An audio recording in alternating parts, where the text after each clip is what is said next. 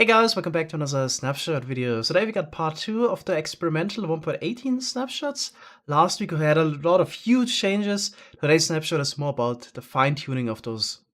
Let's not waste any time, let's quickly cover all the changes. So here we can see the new meadows biome that was added last week. There's two changes that were made. The first one is that there's a chance for a lone tree to generate that sometimes has a beehive on the side. So it's either a birch or an oak forest tree from what I've seen. And it's also kind of noteworthy that the birch tree is actually a tall variant you usually can only find in the birch forest biome. I think it would also be a good idea if you could also grow those trees in this biome here. Unfortunately, that's not a feature in the game yet, so you only get the 5 to 7 high birch trees if you grow a sapling. Also, it would be a good idea that in certain biomes you get special trees. For example, in the swamp biome, if you grow an oak tree, you would get the swamp variant as well. Speaking of the swamp biomes, according to the patch notes, there was also a problem that it would generate in weird places sometimes. Not entirely sure what they're hinting at. Maybe it was a problem that would generate too close to hot biomes. So here we got a case that a swamp generates directly next to a desert. I think that's also not intended, at least I can't remember it happening often in the previous world generation. I think there's still some work that needs to be done, especially you have the temperature gradient that sometimes the warm ocean generates right next to the frozen ocean or desert, right next to a cold biome or swamp. Yeah, I think this is not really intended. Last week there was also an issue with mini biomes. So biomes would generate that really felt out of place because they were really small. For example, jungle biome only had a couple of jungle trees. Similar things would generate. This is, from what I can tell, fixed. So I was flying around quite a bit and didn't see any really biomes that were an eyesore. But I think the idea of the mini biome sometimes is also pretty nice. Here, for example, we got a dark oak forest, and there's a mini meadows biome here in the middle, which I think really fits well. So stuff like this happens sometimes, that a mini biomes actually fit really nicely. Actually, I have to turn on clouds for this, so the clouds would now generate at Y192 instead of Y128, which only makes sense with the new terrain generation. Very often the terrain goes above Y128, so 192 is definitely a lot better for this. Extreme hills are back, so the biome was first known as the Extreme Hill biome, then later renamed to Mountain. It's called Extreme Hills again. So here we got an example of an extreme hill. I think what's so extreme about it is that it's quite steep. If you were looking for an ice spikes biome last week, you couldn't find any because they didn't generate. They're back this week, but they still feel a little bit out of place. Same goes for the eroded badlands biome or Mesa Bryce, like it was called before. Those generate again, but they also feel a little bit out of place. I don't think they should generate on top of water like this. Let's follow the shoreline a little bit to see the new beach generation. So in some places there won't be any beach at all, but the beaches that we have just became a bit beachier. So here we got Stone Shore Beach, and there's some sand beaches over here. And as you can see, they sometimes go very far inlands. I think maybe about 50 blocks away from the ocean, and it's still part of the beach. Yeah, if you follow this, you can see some of the beaches now finally deserve their name, especially if the terrain is a bit flatter. There's a really nice sand beach here. Two more changes in a meadows biome that I forgot earlier. There's now a chance that sheep will spawn in the meadows biome. There will also be more rabbits and fewer donkeys. And the blue orchid can no longer generate in the meadows biome. It's exclusive to the swamp biome again. So just in general, it's also more likely again to find flat terrain. Last week's snapshot sometimes was a bit too hilly, almost felt like an amplified light terrain sometimes. So I think it's actually a good change that we will have some flat areas like this one here again, but there's definitely still a lot of hilly terrain. So better mix is definitely appreciated.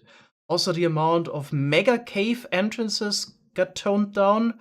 We'll still be able to find them, but they're not quite as large anymore, and usually also won't reach down to the deep slate levels quite as often anymore.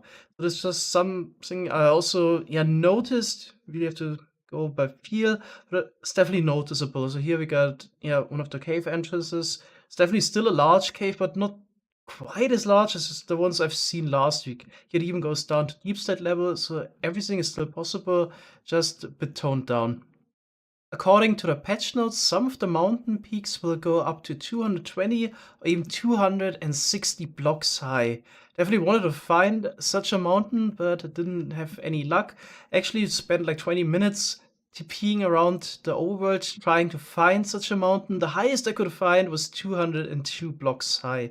They're still above cloud level, but apparently they're even taller ones. So we got more changes to the new mountain biomes.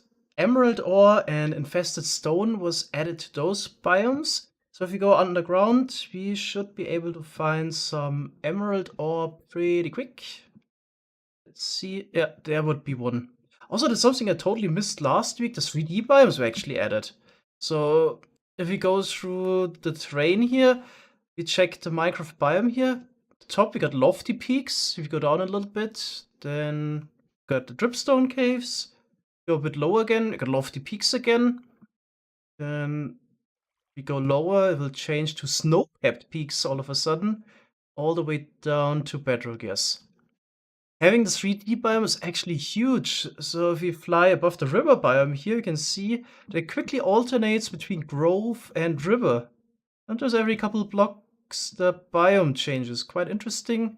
Grove, river. So in case you build a mob farm, you really need to make sure that you have the right biome on every Y level. Oh, this definitely makes stuff a bit more interesting. So, okay, if you're a bit more in the middle of the river, then it at least stays a river biome. It's probably only in the edges where it alternates this much.